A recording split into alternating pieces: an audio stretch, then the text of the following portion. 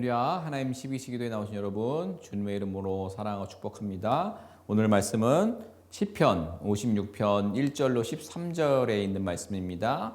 그 중에서 3절 한 절만 우리 같이 읽도록 하겠습니다. 내가 두려워하는 날에는 내가 주를 의지하리이다. 아멘.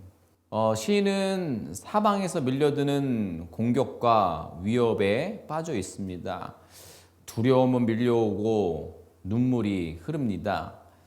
그러나 고통의 그 한복판에서 눈을 들어 하나님을 바라봅니다.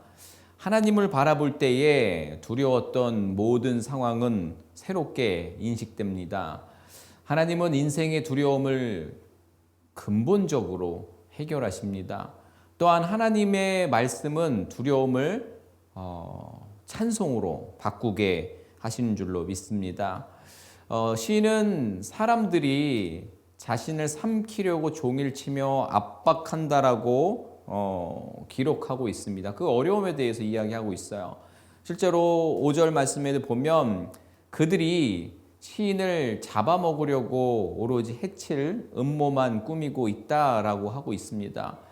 6절에도 보면 또 함께 모여서 어떻게 죽일지 의논하고 어떻게 해칠까 정말 호시탐탐 시인의 상황들을 지켜보는 그런 내용입니다. 약간 스토커 같이 날 해치려는 사람들이 보고 있는 것을 자기가 느끼는 거예요. 그러면은 너무나도 두렵고 떨리는 상황임에 틀림이 없습니다. 정말 답이 없어 보이고 두려운 상황들인 거죠. 그런데 이런 답 없어 보이는 상황에서 시인의 심령이 두려움으로 압박되어서 함몰되어 있지 않았다라는 겁니다. 그 이유는 뭐겠습니까? 살아계신 하나님을 바라보았기 때문입니다. 그가 하나님을 의지하자 그를 위협하는 모든 것의 그 실상들을 바로 보게 된 것입니다. 그는 내가 두려워하는 날에는 내가 주를 의지하리이다. 내가 하나님을 의지하였은즉 두려워하지 아니하리니 혈육을 가진 사람이 내게 어찌하리이까? 라고 고백하고 있습니다. 그렇습니다. 그들은 단지 육신을 가진 그 혈육을 가진 사람에 불과하고 자신과 함께 계신 분은 살아계신 하나님이시라는 것을 고백하고 있는 것입니다. 우리가 잘 알고 있듯이 이 시의 표제는 그 배경이 다윗이 가드에서 블레셋 사람에게 잡힌 때라고 알려주고 있습니다. 사무엘상 21장에 그 배경이 담겨져 있는데 다윗은 사울이 두려워서 가드왕 아기스에게로 도망을 갑니다. 사울을 피해서. 그런데 오히려 그곳에 더 많은 원수들이 있었다라는 겁니다. 두려움을 피하려다가 더 큰 두려움에 빠진 것입니다. 다윗이 블레셋의 가드로 피신하였을 때의 사건은 이제 보면 그 자신의 정체가 드러나는 위기를 맞이하였다가 미친 채 함으로써 겨우 목숨을 부지하고 추방된 것으로 사무엘상 21장에 기록이 됩니다. 다윗이 사울을 향한 두려움을 해결하려고 육신의 그 혈육에 불과한 가드왕 아기스를 바라보고 의지하자 그곳에서 더 큰 두려움을 만났다라는 것을 우리는 주목해 봐야 됩니다. 사울 한 명으로도 너무나도 벅찬데 그것을 피해서 숨 좀 쉬어보려고 했는데 자신의 목숨을 노리는 자신의 또 숨통을 완전히 또 끊으려고 하는 수많은 원수를 맞이하게 되었다라는 겁니다. 그는 이 상황 속에서 왜 내 인생은 늘 이렇게 고난의 연속일까? 왜 내 인생은 늘 불안할까? 이렇게 소망이 없어 보일까? 하나님 나한테 왜 이러실까? 라고 한탄한 것이 아니라는 겁니다. 물론 그 시간을 겪었을 순간에는 그 마음이 틈탔을 수도 있습니다. 그러나 이 과정을 통해 그는 깨달았는 줄로 믿습니다. 두려워하는 날에 의지할 분은 하나님 한 분뿐임을 말이죠. 여러분들은 어떠십니까? 누군가에게서 미움을 당하거나 괴롭힘을 당하고 계십니까? 또 어떤 말 못할 또 상상하기 어려운 어둠에 둘러싸여 있으십니까? 한 치 앞을 볼 수 없어 한 걸음도 나아갈 수 없는 시간 가운데에 머물러 계십니까? 하나님 왜 이러십니까? 라며 한탄만 하고 계시진 않으십니까? 바라기는 우리가 이런 상황 속에서 세상에 함몰되면 하나님을 향한 시선이 흐려지게 된다는 것을 기억했으면 좋겠습니다. 그러나 하나님을 향해 나아갈 때는 그분을 바라볼 때에 그분의 능력과 은혜가 더욱 선명해질 줄로 믿습니다. 우리를 압박하는 모든 것들이 보잘것없는 존재라는 것을 깨닫게 될 줄로 믿습니다. 원수들, 세상의 권세들이 지속적으로 더 집요하게 공격합니다. 숨 쉴 수 없어 숨이 끊어질 것 같은 바로 그때가 더욱 하나님께 나아가야 할 때인 줄로 믿습니다. 하나님을 의지하여 기도하시기 바랍니다. 하나님께서 빛으로 비추어 주실 것입니다. 우리를 이끄는 것은 세상이 아니라 우리 하나님이신 줄로 믿습니다. 아멘. 사람은 아무리 권세가 있다고 해도 육신을 가진 존재에 불과합니다. 그러나 우리 하나님께서는 우리의 창조주시고 구원자시고 진정한 보호자이신 줄로 믿습니다. 하나님을 의지하는 시인은 이어서 하나님의 말씀을 찬송하고 있는 것을 우리가 오늘 본문을 통해서 보게 되는데, 그런 상황 속에서도 더 이상 불안과 염려와 공포가 그 마음에 있지 않다라는 것을 우리는 바라볼 수 있게 됩니다. 하나님의 말씀을 찬송한다라는 것은 하나님의 신실하신 말씀으로 인해 하나님을 찬양하고 있다라는 겁니다. 시인이 하나님을 의지하는 것은 구체적으로 하나님의 말씀을 의지해서 그 말씀을 주신 하나님을 찬송하는 것으로 나타납니다. 그래서 하나님을 의지한다라고 고백할 때마다 하나님의 말씀을 찬송한다라고 노래하고 있는 것입니다. 그렇습니다. 하나님을 의지하는 영혼의 특징이 무엇입니까? 상황이 그를 지배하지 않고 하나님의 말씀에 비추어서 어떤 감정적인 그 업앤다운이 아니라 하나님 보시기에 좋은 길을 선택합니다. 이렇게 말씀이 심령을 다스릴 때에 그 심령은 상황과 환경을 초월해서 신실하신 하나님의 말씀을 의지하기 때문에 하나님을 찬양하게 되는 것입니다. 시편 119편에 보면 주의 의로운 규례들로 말미암아 내가 하루 7번씩 주를 찬양하나이다. 주의 법을 사랑하는 자에게는 큰 평안이 있으니 그들에게 장애물이 없다라고 합니다. 여러분, 하나님의 말씀이 삶을 다스릴 때에 두려움은 사라지고 하나님이 주시는 평강이 임할 줄로 믿습니다.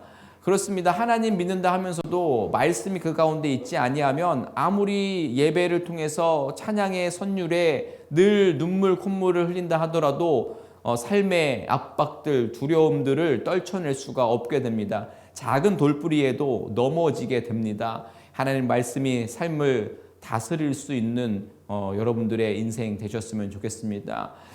그렇습니다. 우리의 인생은요, 두려움을 맞닥뜨릴 때가 많이 있습니다. 하나님 믿는다고 해서 우리의 인생의 모든 근심 걱정이 어떤 삶의 문제들이 찾아오지 않는 것은 아닙니다. 그래서 그 두려움은 정말 늪과 수렁과 같아서 자칫 더 깊이 발버둥 칠수록 빠져들 수도 있습니다.